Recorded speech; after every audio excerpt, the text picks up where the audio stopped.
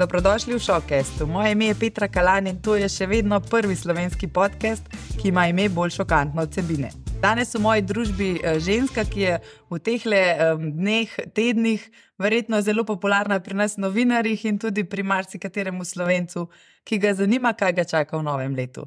Z mano je Lili Sorum. Živijo, Lili, kako si? Petra, zelo v redu, pa ti? V redu. Je naporno te dni, sem prav ugotovila. Ja, jaz te rečem, vsi bi radi včeraj vedeli, kaj nas jutri čaka. Zdaj, ti si numerologinja, ne? Tako je. V Slovenijo si na široko odprla vrata tej numerologiji. Povej, kako si prišla do te vede? Ena zanimiva zgodba se skriva. Pravzaprav mi je padlo v naročje dobesedno. Se pravi, leta nazaj odpoved sem dobila zelo tako turbulentno obdobje v mojem življenju. Šla sem v knjižnico, pravzaprav po učbenik za mojega tedanjega partnerja, ki je takrat bil še na faksu, in hodim tolikle stran od polic knjig in se mi zvrne taka lepolica, taka knjiga Numerology v naročje. Jaz, ko sem taka radovedna punca, ki bolj kot pičen, bolj me zanima, se mi nesla domov in pravzaprav mi je bilo noro, koliko je bilo vse prav, kar sem prebrala. Do te točke, da je bilo na koncu tako malo spooky, veš, kaj imaš In potem sem šla za njega računati in za moja najboljša prijateljica računati in kar me je fasciniralo to, da sta imela zelo podobna števila, ona dva kot osebe sta si bila pa zelo različna. In jaz, ko sem taka radovedna in analitična in tako naprej, mi je tako, kje se je to zdaj vid? Mi je zanimalo. Tako da pa sem zase naredila, ne vem, neke izpiske, pa za njega, pa za njo, pa še za par prijateljic in pač od tam naprej je numerologija vzela čisto neko svojo pot. Zdaj, Lili Sorum je imela tudi pri imenu in priimku, kaj prsta vmes numerologija, številke si spremenila? Ena izmed najboljših odločitev po mojem življenju, moram reči. Pa predvsem prva odločitev, ko mi je bilo res vseeno, kaj si kdo drug misli. Moji starši so me pri tem podpirali, nobeden se ni doživljal osebno kakorkoli napadenega in mi je bilo res tako prvič v življenju, ko to bom jaz zase naredila in še danes sem tako napol. Ne bom rekla zaljubljena, ker se hečem sliš, ampak še danes mi je tako fajn, kar rečem Sorum. V enem izmed intervjujev, ki sva ga midve sicer upravili, sem si zase dejala, da si ljubiteljica živali in da se najbolj domače počutiš med Indijanci. Zdaj, verjetno tudi ni naključje potem te predmeti, pa bi te prosila, no, če poveš, kaj si mi prinesla, oziroma kaj si prinesla s sabo, ne bom ti vzela. Ni to darilo ob novem letu. No, tole je ena meni najbolj pomembnih daril, se pravi, jaz se z Indijanci počutim povezana res od malih nog. Jaz, ko sem bila 3 leta stara, sem hotela perjanico, perese sem po tleh pobirala in takrat to so še davni časi, nekateri se še spomnimo, pred internetom. In jaz sem vedela, da obstaja na drugem koncu sveta nekdo, ki mu ime Dennis Banks, ki je v Severni Ameriki združil plemena, ki so bila mogoče še pred Kolumbom med seboj skregana v tem, da so se pač povezovali, da so se podpirali, da so se borili proti vsemu temu, kar še vedno vidimo, da se dogaja tam napol, tem umorom, genocidu in tako naprej. In on se je meni zdel tako, wow. On je bil tudi tak moj heroj v življenju in jaz sem njega uspela spoznati. In videla sva bila zelo dobra prijatelja, dokler ni preminil in to je ena izmed prvih stvari, ki jih je on meni podaril. Noter je žajbelček, to je temu sreče amulet. Oni so, ko so toliko stoletij nazaj so to imeli vedno pri sebi, tako da to je meni ena taka res velika dragocenost. Kako se res tako čudeži zgodijo. Pa vse tisto, kar se nam mogoče, jaz, ko sem bila 13 let stara, kje sem si smislila, da bom njega kadarkoli spoznala, kaj šele, da bo prijatelja, kaj šele, da si bo tako zelo blizu. Tako da mi je tako pomnik, da vse tisto, kar jaz mogoče mislim, da nisem sposobna, ali pa da zame ne obstaja, ali pa da je totalno nedosegljivo, da mogoče ni čist res. Kad oskrat nimamo prav. Zelo lepo. Si pa tudi želela študirati pravo, oziroma si ga, da bi se borila za pravice Indijancev. Ja, tako.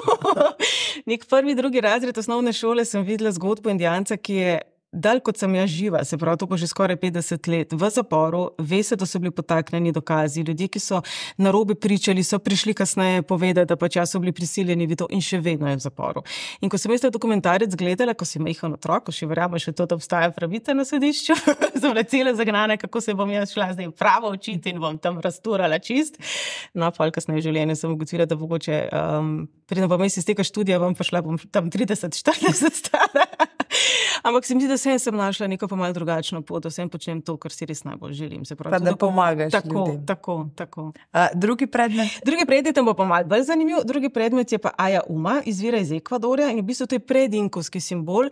Po eni strani, ko bi ga videli, da je malo tudi našemu kurentu podoben, simbolizira pa dvojnost. Se pravi, Aya Uma so potem, ko so prišli Španci, začeli imenovati v hudiča, zato ker so hoteli izgnati starodavna prepričanja.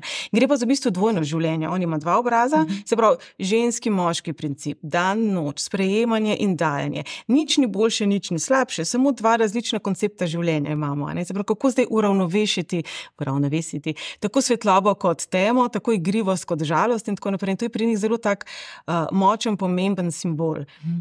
Mene pa na nek način spominja, da sem tam našla svoj dom. Tretji predmet je pa tale želvica. Tole želvico so mi pa podarili drugič, ko sem bila v Ekvadorju. Jaz vem, da marsikdo ne verjame, ampak ta želvica je stara tam od 700 do 2500 let. Res? To mi je podaril gospod. Če na hitro pogledamo zgodovino, se pravi, ko so se belci pričeli priseljevati v Južno Ameriko, so se pač tam naredili velika posestva. In na posestvu tega gospoda je njegova družina pred nekaj 100 leti našla ogromno nekih teh posod, mask, ogromno nekih stvari in on je to naredil niti ne v privat muzej, ampak on ima to doma razstavljen in to neguje in če ti veš, kam moraš priti, ti bo vse razložil, ogromno znanja, ogromno neke te modrosti, ki izviraš iz resnično predinkovskih časov, ni pa to zdaj na voljo obiskovalcem. Se pravi, mene malo skrbi, kaj se bo s tem zgodilo, ker on res toliko ljubezni, toliko spoštovanja, toliko neke cenjenosti ravna s temi predmeti, da jaz upam, da ne bo šlo v nek muzej, da bo pač prišlo nekomu, ki bi znal to enako imeti rad, dobesedno, in to želvico mi je ta gospod podaril. Ti prinaša srečo? Ja, vedno stavno. Ja. Tako si malo pomenila vsake tok časa, kaj izvira pa iz obale, tako da kadarkoli grem na morje, kakorkoli je to smešno slišati, ampak kadarkoli grem na morje, gre z mano plava, da je malo v morju. Torej Ekvador, velika ljubezen. Želiš si mogoče kdaj živeti tam? Ja, sej nekako enkrat, ko bodo ti moji zdravstveni problemi šli mimo, je to v plan. Tako da tudi v vmesnem času si želim biti vse več dol, pa manj tukaj ali vsaj pol. Te tudi tam prepoznajo kot numerologinjo, se zatekajo v tebi? Meni v bistvu ta prva izkušnja, ko sem šla dol, na letališču smo pričakali svečeniki, ogromno stvari, kamor belci pač ne pridemo, tudi danes ne, sem bila deležna. Po drugi strani pa v tisti indijanski vasici, kjer sem jaz, prva sosedna vas, je ogromno ljudi iz ZDA, ker se z njihovimi penzioni oziroma pokojninami ne morejo privoščiti dostojnega življenja gor. V Ekvadorju so posebej stvari veliko bolj poceni, hrana je veliko bolj kvalitetna, podnebje je veliko bolj prijazno, v naravi so, v veliko bolj takem pozitivnem ambientu. Jih je ogromno takih, ki so se preselili dol. Zdaj, jaz, ko dol pridem, sem običajno prvi par dni kar malo tiho. Preden se začne, kdaj imaš čas, kdaj bi ti malo številke pogledala. Tako da ja, v bistvu tudi dol. Kakor bi si človek mislil, da mogoče so malo odprti tem stvarim, kar je povpraševanje. Kako pa je v Sloveniji s to numerologijo? Je verjetno vedno bolj popularna, je zanimiva? Veš, kaj bom rekla? Strani mene kot numerologinje, ko sem jaz začela, največje vprašanje je bilo, a me mož vara? A imam kaj šans pri tej poklici? A se to da videti številke? Da se videti, če ima nekdo v svojem življenju pred seboj lekcije, ki bodo prinašale izziv varanja, kar pa absolutno ne pomeni, da zdaj pa je res temu tako.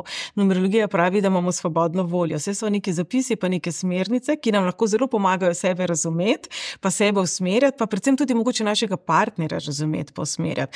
Velikokrat imamo mogoče nasproti osebo, ki res potrebuje svoj mir in tišino. Mi smo pa potem, še mi lahko poveš, mucek, srček, piškotek, moj dragi, dej, no. In seveda potem človek Se pravi, je bolj kot neko vodilo, kako ravnati. Tako, jaz bi rekla, mi se rodimo z navodili za uporabo, tako kot EM koda. Samo pač so različna orodja, ki nam pomagajo to razpoznati, pa to upoštevati. In če se vrnem zdaj nazaj na Slovenijo, lepo mi je videti, da numerologija dobiva to mesto kot veda in da se je več ne zamenjuje s prerokovanjem, ker ne nazadnje se je veliko stvari, pa je džotiš, pa je tarot, pa je numerologija, pa je astrologija, pa so različne vrste astrologije in tako naprej. To prepoznavanje, kaj numerologija je, pa mogoče tudi tega, da nekdo pride k meni pa mi reče, jaz pa vem, kjer število življenjske poti sem. Ali pa jaz vem, da imam to število duše. Jaz pa vem, da imam tam to. Zapravo to neko zaznavanje števil na zelo drugačen način, kot je to bilo 20 let nazaj. Zdaj, če greva čisto konkretno, katera števila določajo človeka? Vsa. Ampak ti določiš po imenu, priimku, in datum rojstva. Se pravi, imamo 5 osebnih števil, to bi lahko primerjali z letalno karto v astrologiji, ko so one hiše pa planete pa tako naprej. Se pravi, 5 osebnih števil imamo, ki jih izračunamo z imenom in priimka ob rojstvu in rojstnega datuma. Se pravi, tudi ko govorimo o izbiri imena za otročka, mi ponavadi vse pogledamo, kar se da pogledati prej, se pravi, morebitne neharmonije, karmični dolgovi, izluščimo pa 3 od 5 števil. In potem, ko pride detece na svet, imamo tisto res končno, ta zaključeno sliko. Je pa to tako, vsako to število zajema drugo področje življenja. Število duše nam pove, kakšnega partnerja potrebujemo, kakšen partner smo mi, kaj naša duša rabi, kaj je tisto, zaradi česar je tukaj, ne naša osebnost, ker naš ego pa to doživljanje naše identitete, če rečemo pač duhovna numerologija zagovarja teorijo reinkarnacije, če rečemo v tem življenju, lahko nekaj zelo drugega kot naša duša, ki je pač v poti v večnosti si zdaj tukaj tole neko lekcijo zbrala. Pa imamo število življenjske poti, to je seštevek našega rojstnega datuma, kje smo močni, kaj je tisto, v čemer smo res dobri, kar nam je običajno samoumevno. Meni se nikoli ni zdelo nič posebnega, da sem angleško govorila pri 5 letih. Pa šele zdaj tako mogoče, pa nisem zato nič posebna, samo pač grejo mi jeziki. Nekaj čist drugega je pa recimo matematika, ker dokazuje, zanimivo, da se ukvarjaš s tem. To mi redno hecajo s tem.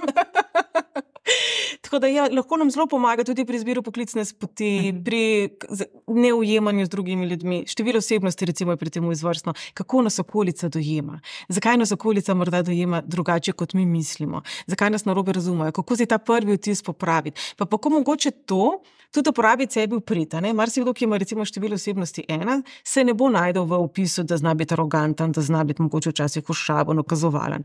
Ampak mogoče pa ta je situacija v življenju, ko nam pa to malo prav pride. Če imamo na drugi strani zdaj nekega bulja, nam bo prav prišlo ta energija, ki jo na nekem nivoju znamo oddati. Se pravi, je fajn, da se poznamo vse neke naše nianse, potem imamo še število sode, ki razlaga naše poslanstvo, se pravi, kaj je tisto, kar pa brez problema mi oddajamo, kaj je tisto, kar mi spodbujamo v drugih ljudeh.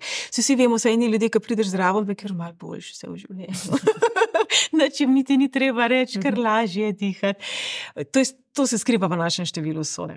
Ima potem število zrelosti, ki razkriva drugo polovico našega življenja, ki pa nek naš zrel jaz. Združuje naše talente, pa bom zdaj po domače rekla kilometrino, neke naše izkušnje. In tukaj lahko velikokrat govoriva tudi o krizi srednjih let, ko se ljudje drastično spremenijo. To pomeni, da število zrelosti ni v harmoniji s prvimi 4 števili. Kako pa recimo lahko na to vplivamo? Fajn je, da vemo, zakaj se gre, da ne mislimo, da se nam je zmešala. Pa da vemo, kaj pravzaprav je ta energija, ki se je kar naenkrat pojavila in v kar se krepi. In zdaj marsikdo, optimalno je, da imamo neke zelo dinamične števila, ne pa da je potem zadnje število malo bolj umirjeno. In marsikdo potem, kar naenkrat ugotovi, da zdaj pa meni kar naenkrat pa še bi doma, pa zdaj pa ne bi šel na 3 na teden. Kaj z mano narobe, bom umrl? Zelo taka čisto bom rekla, mogoče na prvo žogo banalno vprašanje, ampak vsi, ko se opazujemo, ko vidimo neko spremembo, nas je mogoče včasih strah, pa nas je mogoče pa nepotrebno strah. Da ne govorimo o karmičnih zapisih, ko imamo občutek, da smo zacikleni v nekaj, ko tudi govorimo o toksičnih odnosih. Meni velikokrat pridejo ženske preči, ampak to je bilo res to. To je bilo res res, jaz to ne morem spustiti, jaz to vem, da je karma. Mogoče je pa toksično, se je tudi katerokoli odvisnost težko spustimo. Nekdo, ki je pač na heroinu, bo to, njemu je bilo to, takrat, ko je bilo, in potem je bilo grozno, ko je šlo.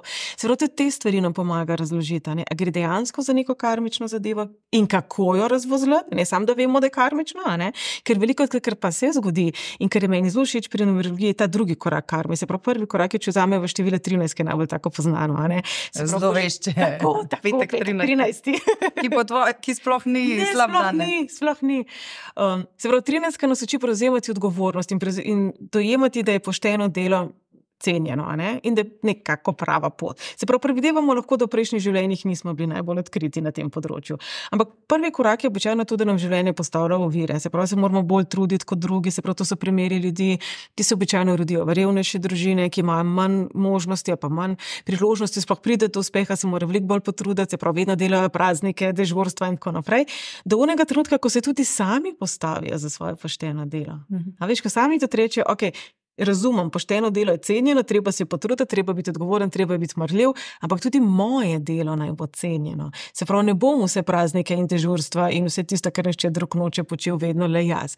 In takrat, ko se tle postavimo tudi zase, ko zbalansiramo, če zdaj vzameva ta primer, se karma razreši. Mi pa velikokrat pozabimo na ta drugi del in pa bom še bolj pridna, se bom še bolj potrudil, se bom še bolj žrtvoval, bom še bolj poseb hodil, se bom še bolj podrajal.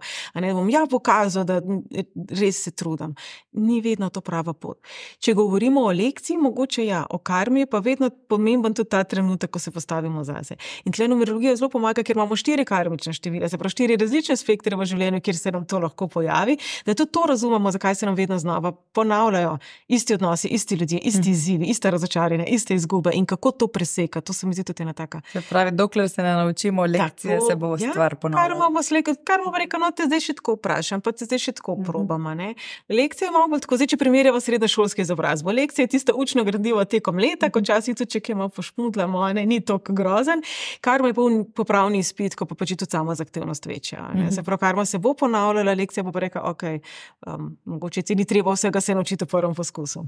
Zdaj, karmični dolg se sliši tako... Karmični dolg je v kakšnem smislu? To je pravzaprav energijski zapis, s katerim smo se rodili. In preprosto pomeni pač neko neharmonijo. Kar je pa lahko tudi, tudi tako narobe jemo. To ni zdaj konc sveta stališča numerologije. Bom tako rekel, Donald Trump, ki je zelo taka kontroverzna osebnost. On ima 2 karmična dolgova, pa 3 mojstrska števila. Se pravi, velika verjetnost je, da je to zelo zrela duša, ki seveda ni še vseh stvari predelala in pač karmo odplačuje zdaj tukaj, včasih mu gre boljše, včasih mu gre slabše. Po drugi strani pa tudi Hitler ima mojstrska števila. Ni zdaj zapisano, da če imamo mojstrska števila, da smo pa zdaj Gandhi, da smo zdaj pa kar Buda, ki se je še enkrat utelesil. Tudi mojstrska števila prinašajo svoje izzive s seboj. Kakorkoli je lepo slišati, da smo stara duša, da smo prišli z neko modrostjo. Ampak od nas kot od mojstra se seveda pričakuje, da bomo zahtevni do sebe. In če tako pogledava, še noben mojster, tudi ti, ki jih danes poznamo, Dalaj Lama recimo, pot mojstrstva ni lahka. To ni, da se ti rodiš, pa si pol v lotusu in ti prinesejo čokolado in sadje in te učkajo. Hedonistično. Tako. Ko govorimo o karmi, pa tudi ni nujno, da je vedno grozno slabo. Pomembno se je pa zavedati, kje je prav, da smo res dosledni. Tako kot smo prej rekli. Se pravi, če zdaj smem, da je to moj karmični zapis, pa da imam recimo 13, je prav, da sem vedno poštena in odgovorna in da prevzemam odgovornost. Če pa tega nimam, sem pa, kaj si lahko malo pogledam skozi prste, da rečeva. Ni pa to kakorkoli zveri slabo, stališče numerologije karma pomeni samo to, da izvira iz prejšnjih življenj. Karma ima tak negativen prizvok, bo že karma poskrbi. Karma naredila. Potem postane tudi izgovor. To je moja karma, nič ne more. To ni prekletstvo, to ni kazen. Določene stvari so mogoče malo težje osvojili, ampak ni pol fajn, ker nekaj takega premagamo, pa smo tako ponosni na se. Pa tako bom rekel, mislim, da v prejšnji življenji smo ga že vsi orang pobiksali, da nobeden izmed nas se ni inkarniral, pa nikoli nič narobe naredil, pa verjetno ga tudi še bomo kdaj. Tako da vse te, bom rekel, usmeritve nam lahko samo pomagajo. Pa še to bi rekel ob koncu pri karmi. Mogoče smo malo preveč osredotočeni samo na to, kakšna je naša karma od včeraj. Mogoče ne bi bilo napačno gledati, kako karmo danes ustvarjamo. Koliko mogoče vseeno prelagamo odgovornosti na druge roke, v tuje roke kažemo s prstom, igramo žrtev in tako naprej. Veliko kot ti obrambni mehanizmi, ki sigurno imajo razlog, z neke travme, z neke bolečine, postanejo potem tudi vzorec za novo nastajajočo karmo. Zdaj omenila si nekatera taka znana imena, ne vem, Donald Trump, Gandhi, sicer v popolnoma drugih kontekstih. A imajo kakšne skupne, si šla izračunati kdaj ta večja imena, imajo kakšne skupne števila? Presenečen si včasih, Prej sem rekla, Hitler, isto Mussolini, oba sta imela mojstrska števila. Se pravi, potencial za to, da bi naredila nekaj res dobrega, sta oba imela. In tukaj se mi zdi lep dokaz, da imamo svobodno voljo. Mi pač ali pa recimo Leonardo DiCaprio. Leonardo DiCaprio ima ta 11-2 postavljen tako, da ga pač slava dobesedno zadela zelo mladega. In pač, roko na srce, mogoče je res samo premlad, ampak ni je glih dober shendel. Njegov ego se je zelo razbohotil. Tako. Ampak če ga pa danes pogledamo, kako se bori za naravo, kako se bori tudi za indijanske pravice, kako je na določenih področjih zelo dozorel. Tudi to je včasih pot mojstra. Včasih pademo, bom rekla, tudi v ego, zato da pridemo ven. Vse to lotos rabi pride čez blato, tako da vsi tisti, ki mogoče imajo občutek, da nikakor ne pridejo s teme ven. Mogoče gre samo za to, tudi diamanta, kako zgleda originalno, pa kako potem zasije. Mogoče gre samo za proces. Tako da mogoče bi rekla, ne prehitro obupati, pa ne samo videti zdaj, ali to zdaj Leonardo DiCaprio, ali to zdaj Dalai Lama, kdorkoli, sam v tem sijaju, koliko so oni, ne, pompozni, pa mogočni, pa markantni. Tudi njim ni vedno lepo. Izpravim, tudi Dalai Lama je verjetno kdaj v življenju jezen. In tako da bi imela zdaj neko tako ne vem, rdečo nit, isto število, to ne, ampak vidi pa se recimo sploh pri 11-2, ta razkorak med tem enka jaz, ne, dvojka so vsi drugi, med tem, da mogoče imamo sebe za bolj pomembne, pa mogoče, ali pa za premalo pomembne, ne. Tudi tle se pač učimo tega nihanja. Tako da v bistvu vse gre na koncu dneva za neko harmonijo, tako ali drugačno. Sam, če bomo mi zdaj ful se z rumeno ukvarjali, čeprav je naše potočenje oranžna, bomo pri rumenu stali namesto, da bi šli naprej. Če čistko, mogoče malo figurativno rečem. A zdaj, kdo vse pa se zateka k tebi po nasvete in kakšne? Mogoče kakšni so bili najbolj bizarni izračuni, bizarni nasveti, ki so jih tvoje stranke želeli? Leta nazaj bila ena gospa, ki se nikakor ni pustila odgnati in je hotela, da je izračunam dobitno kombinacijo za loterijo, kljub temu, da prva stvar na moji takratni spletni strani je bilo, numerologija ni namenjena izračunu dobitne kombinacije, in potem je čez nekaj mesecev rekla, pa zakaj nočete, se jaz vam lahko pol dam. Verjetno, če bi bilo možno, bi že sama Se pravi, lota se ne da. Lota se ne da. Ja, veliko, bom rekla, veliko različnih vprašanj, pa bom rekla tudi veliko različnega spektra. Od poslovnih ljudi, ki se vse več prepoznava to pomembnost, kdaj začeti z neko novo trgovsko linijo. Tudi recimo škoda je bila pri meni za nek model avtomobila, kdaj kaj zdaj, kakšna je zdaj ta znamka, kjer je vibracija in tako naprej. Vse več tega, da prepoznavamo, da nekaj pa je na tem, tako bom rekla. Ne? Bom pa zdaj tako povedala, razni izvršni direktori pa tako naprej za živo glavo ne bojo priznali, da so bili ali pri astrologini ali pri numerologini, ni pa tega tako malo. Kdaj tudi zaposlujejo ljudi, rečejo, ne vem, imajo kandidate za delovno mesto, pa te prosim, da pogledaš. Ja. To pa že kar nekaj časa. Jaz se prav tiste ožji izbora, tistih nekih 5 do 6 ljudi, pošljajo podatke, da se pač vidi tudi sama kompatibilnost z ostalim timom, kje so izzivi in tako naprej. Pa bom rekla, tle tudi mogoče velika prednost tega, da veš, kako komunicirati. En zelo velik spekter numerologije, ki je zelo zanemarjen, se mi zdi tudi vzgoja otrok.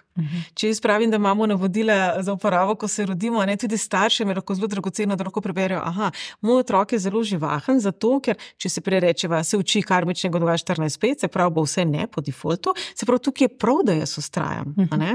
Če bo moj otrok zelo, zelo živahen, zato, ker takšen je, mu bom pa polomil krila, če bom ustrajal. Se pravi, tudi to, da znamo mogoče obnašanje pa neke geste malo drugače interpretirati, pa tudi mogoče sami sebi. Sam proces vzgoje pomagati. Spremenimo po tem načinu. Tako da v bistvu bi ti rekla, da iz vseh vetrov, do mladih punc, ki mi je kakšen fant všeč, pa ga hoče preračunati, pa moram reči, da vse več je tudi fantov z leti, tudi moški so se vse bolj odprli temu, tudi so primeri, ki pridejo k meni, ki zbirajo med 2 osebama in tako naprej. Tako da res, bi težko rekla, da je samo zdaj nek ozek. Pa tudi numerologija je taka, da je zelo široka. Za primerjavo z astrologijo. Astrologija pač položaj planeta nam ogromno pove. Super veda je. Numerologija ima pa zraven tudi črke. Se pravi, če bi lahko vsako črko spremenimo v numerološko vrednost, mi lahko pogledamo vsak naslov.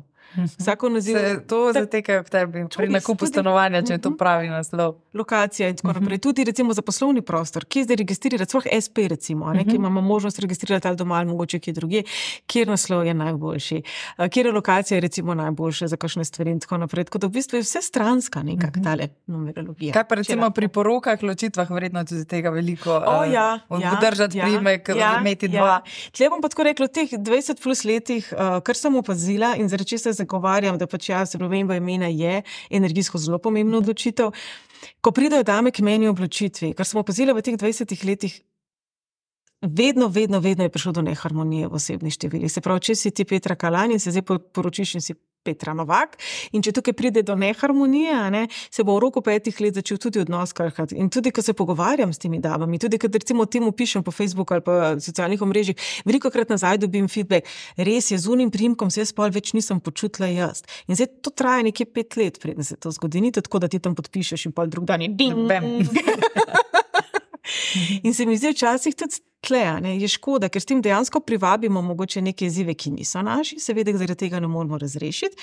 Lahko bi si zelo olajšali zadevo z nekim kratkim srednjim imenom ali pa mogoče s kakšno črkico malo premakniti. Tako da sploh ko govorimo o ločitvah, je to kar zanimivi pogovori so potem. To se vse vidi? Ja, škoda, kaj nisem prej prišla. Kaj ne rečem? Pa izbiro, ne vem, imena za otročka, kdaj je pravi dan za poroko, recimo to včasih kar izziv, ko moramo gledati datum, da je sobota, da je datum kot datum v redu, da je datum za nevesto v redu, da je datum za ženino v redu, tako da včasih pa ponovadi je to pa še maja, ne? Tako da včasih je to tukaj tudi kar izziv, ampak kar najdemo. A kdaj mogoče na podlagi tvojih izračunov izberejo dan poroda, da ga sprožijo? Ja. Jaz sem najprej mislila, da je to samo v Ameriki možno, pa tudi pri nas se zgodi, da jim dajo 2-3 različne datume na voljo za carski rez in kontaktirajo, kdaj je najboljši. Zdaj, danes sicer snimava še v zadnjih dneh decembra, ampak ta oddaja bo predvajana na prvi dan novega leta. Tako da lahko gledalce pozdravimo v novem letu. In seveda nas zanima, kaj nas čaka v novem letu, 2024, kaj prinaša? Dobra novica je, da končno se bojo stvari začele malo bolj premikati. Nekako od leta 2019, ki je bilo najbolj karmično leto, ker je res ta pohleb vam butno, da rečem po domače, pa potem 2020 pa 2021, ki je zelo nihalo vse skupaj. Končno prihajamo v energijo, ki bo malo bolj strukturirana. Tako da prvi, super, pišite cilje tja, kjer so nedosegljivi. Zdaj bom rekel, tudi ko gremo v vrtec, ne znamo jesti, ne znamo se obleči. In tam se od nas takole zahteva, da se nečesa naučimo. Dajmo mi letos tudi tako narediti. Letošnje leto pod vplivom števila 8 je zelo intenzivno leto. 8, ki simbolizira manifestiranje. Se pravi, če jaz menim, da sem vredna samo tako majhne skodelice kave, slej kot prej se bom navadila na manj, ker pademo v cono obdobja. Kaj, če bi jaz pričakovala tako skodelico kave? Zdrave kave. Se pravi, ambiciozni. Ambiciozni, ja. Zdaj, po eni strani dobra novica je, da tisto, česar si bomo želeli, tisto, v kar bomo verjeli, bomo tudi dosegli. Slaba novica je seveda, da to najbolj velja za sebične ljudi, ker oni nimajo problemov sprejemati, ker imajo občutek, da jim pa vse pripada, a ne?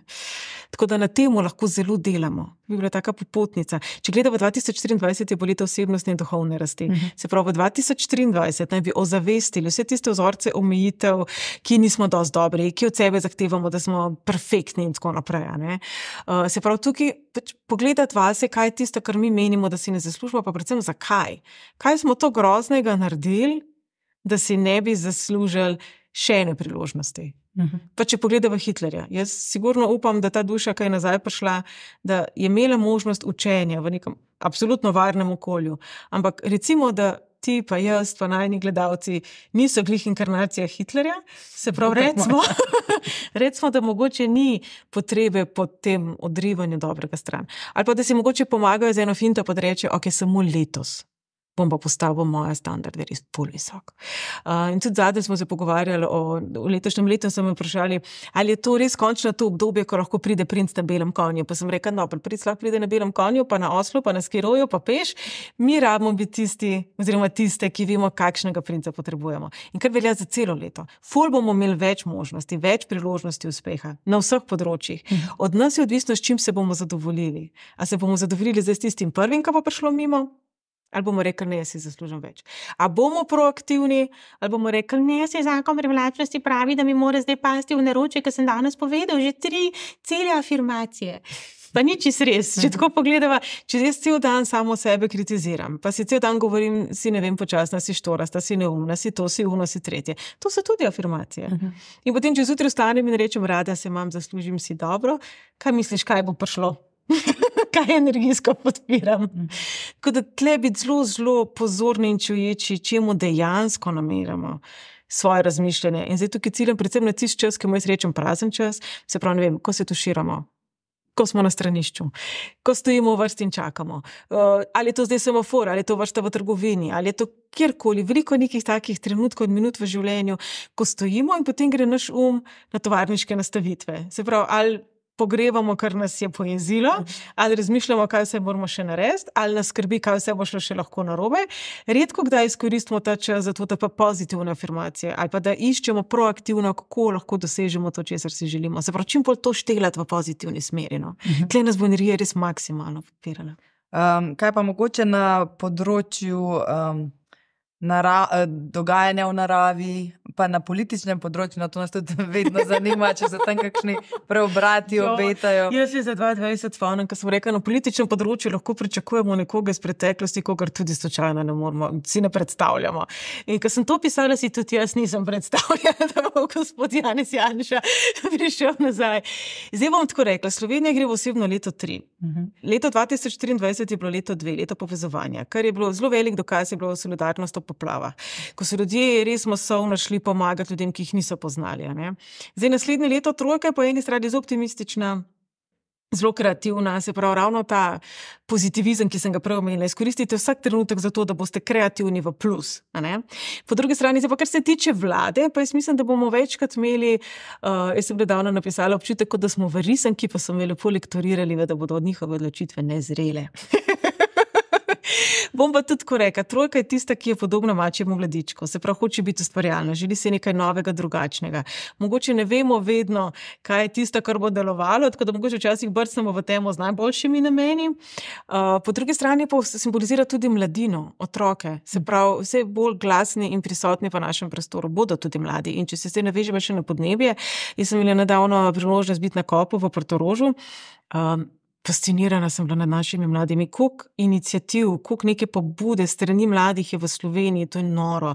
In zdaj, če gledam kope, jaz sicer hodim ta velik kop, a ne ta širina, ki je tam vse malo bolj globalna, tako ponosna sem bila na Slovenijo, ko sem šla nazaj, tako sem šla nazaj v Ljubljano, tako sem... Tudi ta šolska reforma, o kateri se govori, jaz sem velik zagovornik tega, da naši otroci niso pripravljeni na podnebne spremembe. Nažalost, znajo zlovljati vse aplikacije in tako naprej, ampak če zdaj le midve govoriva tudi mimo podnebnih sprememb, če imamo mi en orang potres, eno orang poplavo, karkoli takega, kar je stvar narave, absolutno, ne vem, če bi naši otroci znali preživeti, ne vem, koliko otrok zna ogenj zanetiti. In potem se mi mame smijo, ko rečem, saj ne vejo, kako krompir zgleda, in grejo domov in jih vprašajo in so otroci, Se pravi, lahko zraven krompirja stojijo, pa ne vejo, da je treba... Krompir na njivi zdaj govoriva. Tako, ja, ne v McDonald'su, on ga bo najdel. Tako da ja, tle se mi zdi... Tle bi bila velik podpornik, treba se meni tudi predmetnik. Jaz moram reči, da logaritme v življenju nisem rabila. Bi mi pa verjetno prav prišlo, kjer rastline so strupene, kjer ne in tako naprej. Se pravi, tudi tle. In Slovenija dejansko že izobražuje, ima in tak velik pilot program učitelje v temu, da se spremeni predmetnik v smislu obnovitvenih energij, sposobnosti preživetja in take stvari. Tako da to se mi zdi fenomenalno, ker da bo naravi tiče pa tako. Narava je preobremenjena, pa se mi zdaj lahko kregamo, so to krave, ali so to chemtraili, ali je to harp. Ne vem, če je rešitev ta polemika, mislim, da je rešitev soočanje s stvarmi, s katerimi smo. In zdaj, če gledamo, tudi mi imamo požare, tudi mi imamo poplave. V Ljubljani se jaz ne spomnim tako močnega vetra, kot je zdaj, kar ne vem, ratala stalnica. Jaz, ko sem bila otrok, če je bilo 28 stopinj poletje, je bilo vroče. Zdaj se temperature dvigujejo na 38. Se pravi, nekaj se dogaja. Mogoče se res samo v severni pol premika, ker smo dedek mraz dovolj. Ampak jaz mislim, da bo dedek mraz brezdomec, ker pač tudi sneg nam izginja. Tako da tle se mi zdi zelo pomembno, da se mi izobražujemo, s čim doprinašamo temu, ker sigurno je vpliv človeka zelo ključen, pa da se tudi sami sebe pripravljamo na to. Pa ne govorim zdaj v tistem strahu, ne govorim zdaj, pete še enkrat kupati 50 kg moke in WC papirja, ampak govorimo o tej neki stari, dobri, zdravi kmečki pameti. Tudi, da se mi izobražujemo, ker dejstvo je, da podsistem je usmerjen proti temu in tudi Kopo Dobavje to zdaj dokazuje. Najprej organiziran je bil v državi, ki je največja izvoznica nafte, predsedoval je možakar, ki je, mislim, da 60% lastnik. Človek se malo vpraša. Kaj ne, da, ja, tudi zelo veliko delegacij ravno zaradi tega bojkotiralo obisk Kopa. Tam so bili sami lobisti. Jaz, ko sem prišla nazaj iz Glasgowa 2 leti nazaj, za nekaj, zdaj se niti pretvarjajo ne več, da jim je do tega, da se zemlja reši. Tam se je pa zdaj to že kar malo tako. Dejstvo pa je, da pač ja, zemlja se segreva, določene posledice sigurno bodo posledično. In to, da se prenaša te stvari, kar smo si v 2015 zadali v pariškem dogovoru, da se to zdaj na 2050 prenaša, se mi zdi pa oprosti svinjarija, ker otroci, ki se danes rojevajo, se bodo s tem soočali. Pa ni njihova krivda, da smo mi danes neaktivni. Tako da, ja. Je odgovornost. Tako, ja. Nič, Lili, počasi sva prišle k koncu. Jaz za konec mojim gostom sicer pripravim 3 naslove, ampak bi te mogoče danes pozvala Kaj pa si ti želiš, da bi v letošnjem letu brali, se pravi v 2024? Kakšne naslove si želiš brati?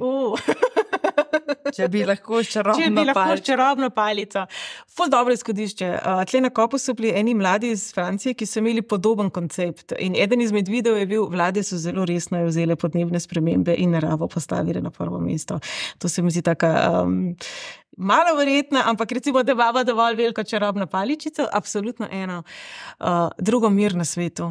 Če gledamo, kaj se dogaja v Gazi in svet se ne zgane, nimam besed, no? Mir na svetu, vse povsod.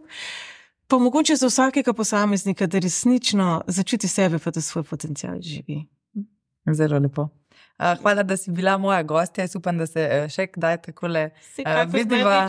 Itak se vedno tako zaklepetava, da časa zmanjka. Tako da ja, vse dobro. Vam pa tudi, drage gledalke in gledalci, srečno v novem letu. Hvala, da ste bili z nami in gledajte nas.